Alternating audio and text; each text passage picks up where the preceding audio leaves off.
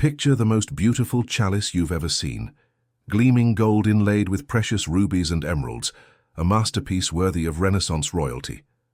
Now imagine that this stunning work of art was actually designed to kill whoever drank from it, using hidden engineering so sophisticated that it wouldn't be discovered for 3 centuries.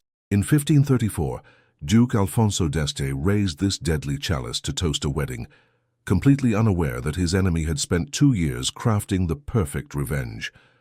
The poison wasn't in the wine, it was built into the cup itself, hidden in a secret compartment that would only release its lethal contents at exactly the right moment. But here's the most chilling part. This wasn't just murder. It was murder elevated to high art, proving that Renaissance genius could create beauty and death in equal measure. Like and subscribe for more ingenious crimes that changed history. The gold gleamed like a captured sun in Alfonso d'Este's hand as he raised the ceremonial chalice to make the fatal toast that would seal his destiny. It was an extraordinary piece of art, with inlaid rubies and emeralds forming intricate designs of vines and flowers, created by the finest goldsmiths of Florence specifically for the court of Ferrara. No one could have imagined that this masterpiece of Renaissance art had been transformed into an assassination weapon with a diabolical ingenuity that would only be discovered 3 centuries later. It was 1534, and the Duke of Ferrara was about to discover that the most beautiful chalice in his collection was also the most deadly, designed by an enemy whose thirst for vengeance was as refined as it was lethal. Cosimo de Medici had spent 2 years planning the death of Alfonso d'Este, a man who had publicly humiliated his family and stolen territories that the Medici considered theirs by right. Alfonso was an arrogant and cruel duke, known for his uncontrolled lust and his tendency to destroy human lives with the same ease with which he broke crystal goblets. He had seduced and abandoned Cosimo's daughter, a 17-year-old girl who committed suicide in shame, throwing herself from the highest tower of the Medici palace while screaming Alfonso's name to the winds of Florence. This death had planted a seed of hatred in Cosimo's heart that grew for 2 years until it transformed into a revenge plan of deadly sophistication. The chalice was not merely a decorative piece, but a work of murderous engineering that demonstrated the level of scientific and artistic knowledge that Renaissance artisans could apply even to crime. The secret compartment had been created in the very process of casting the gold, forming a hollow chamber between the true bottom of the chalice and a false bottom that appeared solid, but was actually a blade of gold as thin as paper. When liquid was poured into the chalice, the pressure and heat caused the false bottom to slowly dissolve, releasing the poison that had been carefully stored in the secret compartment. The dissolution time had been calculated with mathematical precision, exactly enough time for the victim to make a solemn toast and drink the entire contents before the poison began to take effect. The chosen poison was a mixture of arsenic with belladonna extract, a combination that Cosimo had tested on condemned prisoners to ensure it would cause a quick but not instantaneous death. The victim would have enough time to realize they had been poisoned, to feel the terror of approaching death, but not enough time to seek help or reveal the name of their assassin. It was a cruel death, calculated not only to kill, but to cause maximum psychological suffering in the final moments. Cosimo wanted Alfonso to die in fear, knowing he had been bested by an enemy more intelligent, more patient, and more determined. The chalice was presented to Alfonso during the Venice Carnival celebrations, a time when expensive gifts were exchanged between noble families as symbols of alliance and respect. Cosimo personally delivered the chalice, accompanied by an elaborate letter explaining that the piece had been created in honor of the eternal friendship between the houses of Medici and Este. Alfonso received the gift with the arrogant smile of a man who believed his wealth and power made him immune to the consequences of his actions. He admired the chalice, praised its beauty, and promised to use it on special occasions, never suspecting that Cosimo was watching every reaction with the eyes of a predator who had just set his most perfect trap. For 3 months, the chalice remained in Alfonso's collection like a time bomb, waiting for the right moment to explode. Alfonso proudly showed it to important visitors, boasting of owning one of the finest works of art in Italy. He did not know that every time he touched the chalice, Cosimo received detailed reports from spies infiltrated in his court. Alfonso's own chief cupbearer had been bribed to inform about when and how the chalice would be used, Cosimo was orchestrating not just an assassination, but a spectacle of revenge that would be witnessed by all of Italian aristocracy. The perfect opportunity arose during the wedding banquet of Alfonso's niece, a grandiose celebration that brought together more than 200 guests from the highest Italian nobility. Alfonso decided to use the Medici chalice to toast the newlyweds, a choice that demonstrated his complete ignorance about the trap he was about to activate. The banquet was served in a hall decorated with Flemish tapestries and illuminated by hundreds of candles that made the ladies' jewels shine like stars. The atmosphere was festive and celebratory, with musicians playing cheerful melodies and courtiers laughing and conversing in elegant groups, completely oblivious to the deadly drama about to unfold. When Alfonso rose to make the toast, holding the golden chalice above his head, there was a moment of respectful silence that would soon be remembered by everyone present as the last moment of normalcy before the horror began. Alfonso was an eloquent speaker, and his speech about love, family, and tradition was so touching that some ladies were moved to tears. He spoke about the importance of celebrating life and happiness, about how moments of joy were too precious to be wasted, words that gained macabre irony when they became his last public declarations. When he finished the speech, Alfonso brought the chalice to his lips and drank the entire wine in one long, ceremonious gulp, sealing his fate with an act that should have been one of celebration. During the first minutes after drinking the wine, Alfonso continued conversing normally, greeting guests and making jokes with his young niece. The poison had been formulated to have a latency period that allowed the victim to behave normally before symptoms began, avoiding immediate suspicion about what had caused the death. But gradually, Alfonso began to feel a strange burning in his stomach, followed by a sensation of dizziness that he initially attributed to the strong wine. When he tried to sit down, his legs failed him, and he fell heavily into his ornate chair, his face suddenly pale as marble. The first symptoms were subtle enough to be confused with common indisposition, but soon escalated to something clearly sinister. Alfonso began to sweat profusely, his hands trembled uncontrollably, and he complained of a terrible thirst that no amount of water could relieve. The guests initially thought he had drunk too much, but when Alfonso began vomiting blood, the banquet transformed into a scene of panic. Ladies screamed and fainted, men ran in search of doctors, and the wedding feast transformed into a real-time funeral. The court physician arrived quickly, but there was nothing he could do except confirm what everyone already suspected: Alfonso had been poisoned. By this time, the Duke was conscious but clearly dying, his eyes fixed on the ceiling while his body convulsed with painful spasms. In his final moments, Alfonso managed to whisper a single word: Medici, revealing that he had understood who was responsible for his death. But it was too late for anything beyond the recognition that he had been bested by a more cunning enemy. The investigation that followed revealed the diabolical ingenuity of the poisoned chalice. When investigators examined the piece, they discovered the remains of the secret compartment and the chemical traces of the poison that had been released. The precision of the engineering was astounding. The mechanism had worked exactly as planned, releasing the deadly dose at the exact moment Alfonso finished drinking.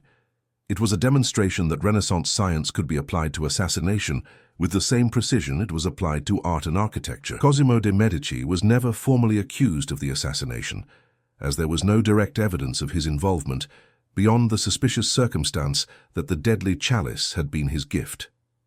Moreover, 16th-century Italian politics was so complex and violent that a duke's death by poisoning was seen more as an occupational hazard than an extraordinary crime. Cosimo continued to govern Florence for another 20 years, always denying any involvement in Alfonso's death, but never managing to hide the satisfied smile that appeared on his face whenever the subject was mentioned. The assassination chalice disappeared after Alfonso's death, probably destroyed to eliminate evidence, but its fame spread throughout Europe as an example of what human creativity could produce when motivated by thirst for vengeance. The story became a legend whispered in European courts, serving as a warning to arrogant rulers that their enemies could be much more ingenious than they imagined. Many nobles began employing food and drink tasters, not only to detect obvious poisons, but to protect themselves against deadly innovations that could be hidden in the very utensils they used. The case also inspired a new generation of assassins, who began experimenting with increasingly sophisticated methods of administering poison. Rings with secret compartments that released poison when pressed in specific ways were developed. Daggers with hollow blades that injected toxins, and even books with pages impregnated with deadly substances that killed through skin contact. Alfonso's chalice had demonstrated that any everyday object could be transformed into a weapon, creating a paranoia that forever changed how European nobility conducted their social lives. The most bitter irony of Alfonso d'Este's story is that he died from the same arrogance that had characterized his entire life. If he had treated Cosimo's daughter with respect, if he had considered the consequences of his actions, if he had understood that even the most powerful men have enemies capable of deadly patience and creativity, he could have lived a long and prosperous life. Instead, his inability to see other people as human beings worthy of consideration planted the seeds of his own destruction. The story of the poisoned chalice also reveals something disturbing about the nature of revenge during the Renaissance. Cosimo was not content simply to kill Alfonso. He wanted to do it in a way that demonstrated intellectual and artistic superiority. The chalice was not just a weapon, but a deadly work of art that celebrated the victory of intelligence over brute force, patience over impulsiveness, creativity over simple violence. It was a declaration that even murder could be elevated to the level of art when executed with sufficient sophistication. But the true horror of the poisoned chalice lay not in its immediate effect, but in the way it transformed the very nature of trust in Renaissance society. After Alfonso's death, every gift became suspect, every toast became a potential death sentence, every beautiful object became a possible weapon. The paranoia that followed the revelation of the chalice's true nature spread through European courts like a plague, fundamentally altering the way nobles interacted with each other and approached the basic activities of eating and drinking. The technical aspects of the chalice's construction reveal the extraordinary level of skill required to create such a device. The false bottom had to be precisely calibrated to dissolve at exactly the right rate, neither too quickly nor too slowly. The gold had to be pure enough to dissolve completely, leaving no trace of the compartment's existence. The poison had to be stored in a way that prevented it from reacting with the gold or degrading over time. Every aspect of the design required expertise in metallurgy, chemistry, and engineering that was remarkable for the 16th century. Contemporary accounts describe the moment of Alfonso's death in excruciating detail, revealing the calculated cruelty of Cosimo's revenge. The poison had been chosen not just for its lethality, but for the specific symptoms it would produce. Alfonso's final minutes were a public spectacle of suffering, witnessed by the most important figures in Italian society. His convulsions, his desperate thirst, his bloody vomit, all of these were elements of a carefully choreographed performance designed to humiliate his victim even as it killed him. The investigation into Alfonso's death became one of the most thorough criminal inquiries of the Renaissance period. Investigators interviewed every guest at the banquet, examined every piece of tableware, and analyzed the contents of Alfonso's stomach in detail. The discovery of the chalice's true nature required cutting the golden vessel apart layer by layer, revealing the intricate internal structure that had made the assassination possible. The investigation reports, preserved in the archives of Ferrara, provide a fascinating glimpse into Renaissance forensic science and the lengths to which authorities would go to solve a high-profile murder. The psychological impact of the assassination extended far beyond the immediate circle of Alfonso's family and friends. The idea that a work of art could simultaneously be an instrument of death challenged fundamental assumptions about beauty, value, and trust that had underpinned Renaissance culture. If a masterpiece of goldsmithing could be a murder weapon, what other assumptions about the world might be equally false? The poisoned chalice became a symbol of the fundamental uncertainty that lay beneath the surface of Renaissance sophistication and refinement.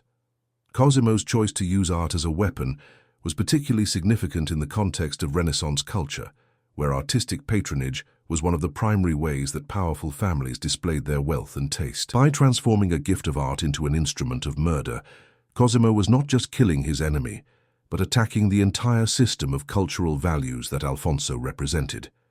The chalice was simultaneously a masterpiece and a murder weapon, a gift and a curse, a symbol of the highest human achievement and the lowest human impulse.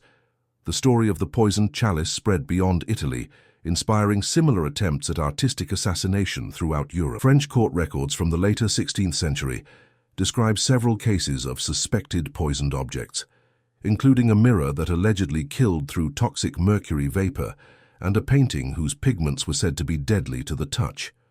While most of these cases were probably based on paranoia rather than reality, they demonstrate the lasting impact of Alfonso's death on European consciousness. The Chalice's disappearance after Alfonso's death added another layer of mystery to an already extraordinary story.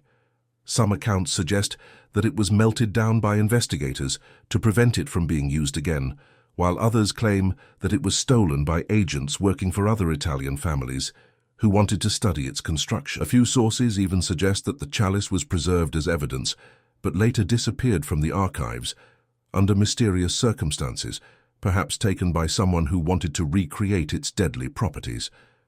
The long-term consequences of the assassination extended far beyond the immediate death of Alfonso d'Este. His death destabilized the political balance in northern Italy, leading to a series of conflicts that would continue for decades. The fear of similar attacks led to changes in diplomatic protocol, with gift-giving becoming a much more cautious and formal process.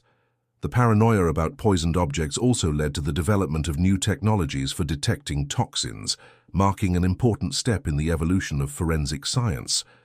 Perhaps most significantly, the story of the poisoned chalice marked a turning point in the history of assassination itself. Previous attempts to kill political enemies had relied primarily on obvious weapons like swords, daggers, or conventional poisons administered in food and drink. The chalice represented a new level of sophistication in the art of murder, one that required extensive planning, technical expertise, and artistic skill. It established a template for what would later be called designer assassinations murders, that were as much about demonstrating the killer's intelligence and creativity as they were about eliminating the target. The psychological profile of Cosimo de Medici that emerges from this story is that of a man whose intelligence and artistic sensibility were matched by a capacity for cold, calculating revenge. His decision to wait 2 years before acting against Alfonso demonstrates remarkable patience and self-control.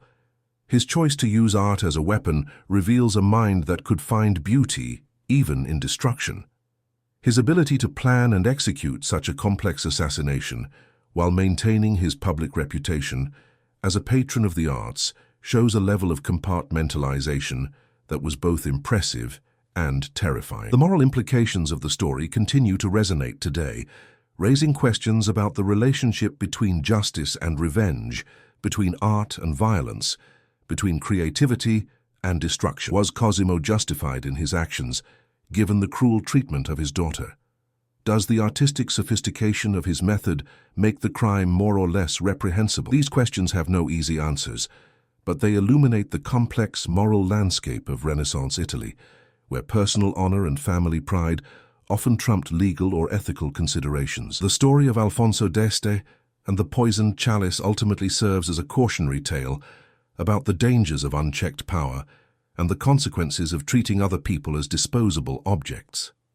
Alfonso's arrogance and cruelty created the conditions for his own destruction, while Cosimo's intelligence and patience provided the means.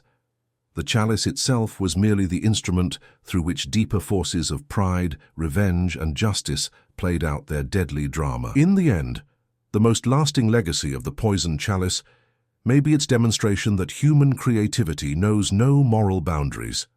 The same intelligence and skill that could create great art could also create instruments of death.